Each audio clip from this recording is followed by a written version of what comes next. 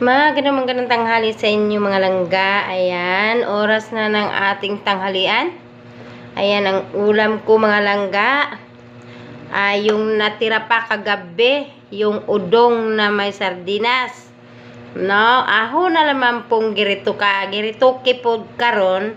Ang gibutangan pud na huog malunggay kay sayang mga langga.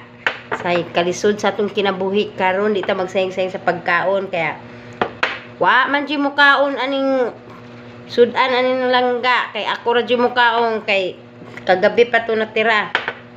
No, why arte-arte? Di pwede mag-inarte sa panahon ngayon kay lisod ang kinabuhi. Siyempre mayroon tayong ulam dito na Bicol Express mga langga. Yan, Bicol Express. Tapos siyempre di mawala yung ating saging. Ayan, may saging ako, saging.